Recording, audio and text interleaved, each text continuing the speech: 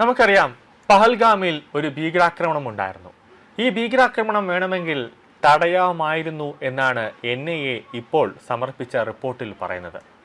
അതായത് കാശ്മീരി ഗൈഡുമാർക്ക് ഈ തീവ്രവാദികളെ പറ്റി നല്ലപോലെ വ്യക്തമായ ധാരണയുണ്ടായിരുന്നു, സൂചനയുണ്ടായിരുന്നു. ഈ തീവ്രവാദികൾ പഹൽഗാം ഭീകരാക്രമണത്തിന് 2-3 ദിവസം മുമ്പേ കാശ്മീരിലേക്ക് എത്തിയതാണ്. കൂടാതെ ഈ ആക്രമണ സമയത്തെല്ലാം ഇവർ അവിടുത്തെ പഹൽഗാമിലെ ഒരു വിനോദസഞ്ചാര കേന്ദ്രത്തിൽ അതിൻ്റെ ചുറ്റും കുറച്ച് മരങ്ങളുണ്ട്. ആ മരങ്ങളിലൊക്കെ ഇവർ ഒളിച്ചു നിൽക്കുന്നത് ഈ കാശ്മീരി ഗൈഡുകൾ കണ്ടിരുന്നു.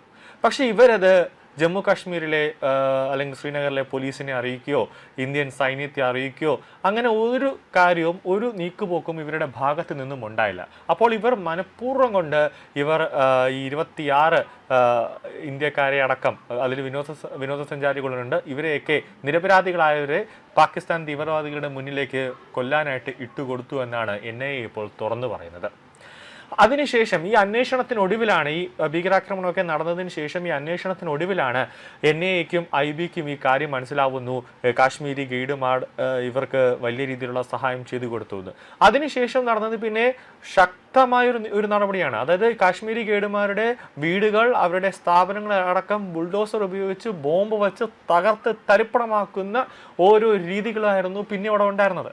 അതിനുശേഷമാണ് ഇപ്പോൾ അവർ തന്നെ ഒരു നീക്കമെടുത്തു, ഇനി ഒരു തീവ്രവാദിക്കും കാശ്മീരുടെ മണ്ണിൽ നമ്മളൊരു സഹായവും ചെയ്തു കൊടുക്കില്ല എന്നൊരു വ്യക്തമായൊരു സന്ദേശം കാശ്മീരിലെ ജനങ്ങൾ തന്നെ ഇപ്പോൾ പറഞ്ഞിട്ടുണ്ട്. കാരണം അങ്ങനെ എന്തെങ്കിലും ചെയ്തു കൊടുത്താൽ അവരുടെ ഭവിഷ്യത്ത് എന്ന് പറയുന്നത് ഒന്നേ ഇന്ത്യൻ സൈന്യം അവരെ വെടിവെച്ച് കൊല്ലും, അല്ലെങ്കിൽ അവരുടെ വീട്, അവരുടെ സ്വത്ത്, സമ്പാദ്യം ഇതെല്ലാം ഇന്ത്യൻ സൈന്യം തകർത്ത് തരിപ്പണമാക്കും.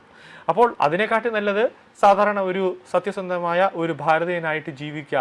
ഈ രാജ്യദ്രോഹികളെയൊക്കെ അപ്പോൾ തന്നെ സ്പോട്ടിൽ തന്നെ എവിടെയെങ്കിലും ഉണ്ടെങ്കിൽ അത് സൈന്യത്തിനോ പോലീസിനോ നിർദ്ദേശങ്ങൾ നൽകി അവരെ നിയമത്തിന് മുന്നിലേക്ക് കൊണ്ടുവരിക. അങ്ങനെ ഒരു നീക്കമാണ് ഇപ്പോൾ ജമ്മു കാശ്മീരിലെ ജനങ്ങൾ ഇപ്പോൾ എടുത്തിട്ടുള്ളത്.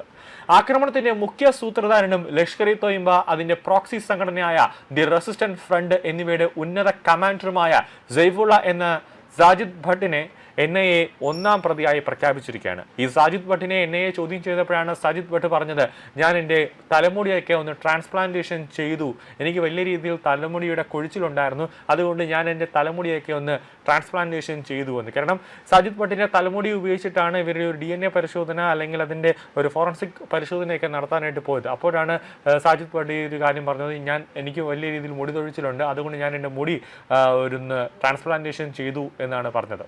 കാലിൽ വെടിയേറ്റതിനെ തുടർന്ന് കൃത്രിമ കാൽ ധരിക്കുന്നതിനാൽ ഭീകരവാദ ലോകത്ത് ഇയാൾ ലങ്ക എന്നാണ് അറിയപ്പെടുന്നത്. ഇന്ത്യയിൽ ഏറ്റവും കൂടുതൽ തിരയപ്പെടുന്ന 3 ഭീകരിൽ ഒരാളായ ലങ്ക നിലവിൽ പാകിസ്ഥാനിലെ ലാഹോറിൽ ഇരുന്നു കൊണ്ടാണ് കാശ്മീരിലെ ഭീകര പ്രവർത്തനങ്ങൾ നിയന്ത്രിക്കുന്നത്. ഇയാളെക്കുറിച്ച് വിവരം നൽകുന്നവർക്ക് 10 ലക്ഷം രൂപയാണ് പ്രതിഫലം പ്രഖ്യാപിച്ചിട്ടുള്ളത്. പഹൽഗാമിൽ ആക്രമണം നടത്തിയ 3 പാക് ഭീകരരെയും കഴിഞ്ഞ ജൂലൈ 29-ന് ശ്രീനഗറിന്റെ അതിർത്തിയിലുള്ള ദാച്ചിഗ്രാമിൽ വെച്ച് ഓപ്പറേഷൻ മഹാദീവ് വഴി ഇന്ത്യൻ സൈന്യം വധിച്ചിരുന്നു. പാകിസ്ഥാനിലെ കസൂർ സ്വദേശിയായ സാജിദ് ജാട്ട് 2005-ലാണ് ഇന്ത്യൻ അതിർത്തി കടന്ന് ജമ്മു കാശ്മീരിലേക്ക് കടന്നത്. 2005 മുതൽ 2007 വരെയുള്ള കാലയളവിൽ ലങ്ക ദക്ഷിണ കാശ്മീരിലെ കുൽഗാമിൽ ഒളിവിൽ താമസിച്ച് പ്രാദേശിക യുവാക്കളെ തീവ്രവാദത്തിലേക്ക് റിക്രൂട്ട് ചെയ്യുകയായിരുന്നു. 2019-ൽ ജമ്മു കാശ്മീരിന്റെ പ്രത്യേക പദവി റദ്ദാക്കിയതിന് പിന്നാലെ രാജ്യാന്തര സമ്മർദ്ദങ്ങളിൽ നിന്ന് ലഷ്കർ-ഇ-തോയ്ബയെ രക്ഷിക്കാൻ ദി റെസിസ്റ്റന്റ് ഫ്രണ്ട് എന്ന പുതിയ സംഘടന രൂപീകരിക്കുന്നതിൽ പ്രധാന പങ്കുവഹിച്ചതും സാജിദ് ജാട്ടാണ്. ഡ്രോണുകൾ വഴി പാകിസ്ഥാനിൽ നിന്ന് കാശ്മീരിലേക്ക് ആയുധങ്ങളും മയക്കുമരുന്നുകളും എത്തിച്ചിരുന്നതും ഇയാളുടെ നേതൃത്വത്തിലായിരുന്നു. പഹൽഗാം ആക്രമണം നടക്കുന്ന സമയത്ത് ലാഹോറിൽ ഇരുന്ന് സാജിദ് ജാട്ട് ഭീകരർക്ക് കൃത്യമായ ലൊക്കേഷൻ വിവരങ്ങൾ കൈമാറുകയും ഫോൺ വഴി ആക്രമണം തത്സമയം നിയന്ത്രിക്കുകയും ചെയ്തുവെന്നാണ് NIA കണ്ടെത്തിയത്. ചില തദ്ദേശീയരുടെ സഹായം ഭീകരർക്ക് ലഭിച്ചില്ലായിരുന്നുവെങ്കിൽ ഈ ദുരന്തം ഒഴിവാക്കാമായിരുന്നുവെന്ന് NIA കുറ്റപത്രത്തിൽ അടിവരയിട്ട് പറയുകയാണ്.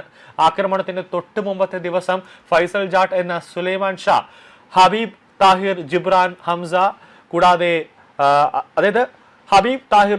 കൂടാതെ ഹംസ അഫാനി എന്നീ 3 പാക് ഭീകരർ പഹൽഗാമിലെത്തിയിരുന്നു. ആയുധങ്ങൾ നിറഞ്ഞ ബാഗുകളുമായി എത്തിയ ഇവരെ തദ്ദേശീയരായ പർവേസ് അഹമ്മദ്, അതോടൊപ്പം തന്നെ ബഷീർ അഹമ്മദ്, ജോധർ എന്നീ 2 ഗൈഡുകൾ തിരിച്ചറിഞ്ഞിട്ടും അധികൃതരെ അറിയിച്ചില്ല. പർവേസിന്റെ കാട്ടുപ്രദേശത്തെ താത്കാലിക കുടിലിൽ ഭീകരർക്ക് 5 മണിക്കൂറോളം ഇവർ അഭയവും ഭക്ഷണവും നൽകിയെന്നാണ് NIA കുറ്റപത്രത്തിൽ പറയുന്നത്. ഈ 2 തദ്ദേശീയ സഹായികളെയും NIA അറസ്റ്റ് ചെയ്തിട്ടുണ്ട്. കൂടാതെ പുൽവാമ ഭീകരാക്രമണത്തിന്റെ പ്രധാന സൂത്രധാരന്മാരിൽ ഒരാളായ ഹംസ ബുർഹാനെ പാകിസ്ഥാൻ അധീന കാശ്മീരിൽ അജ്ഞാതരായ തോക്കുധാരികൾ വെടിവെച്ചു കൊന്നുവെന്ന വാർത്തയും പുറത്തേക്ക് വരുന്നുണ്ട്. എന്തായാലും ഈ സാജിദ് ജേഡ ഇപ്പോൾ എൻഐയുടെ കസ്റ്റഡിയിലാണുള്ളത്. ഇയാളുമായി ബന്ധപ്പെട്ടുള്ള സകല ആളുകളെയും അജ്ഞാതർ വരും ദിവസങ്ങളിൽ തീർക്കും എന്ന കാര്യത്തിൽ യാതൊരു സംശയവുമില്ല.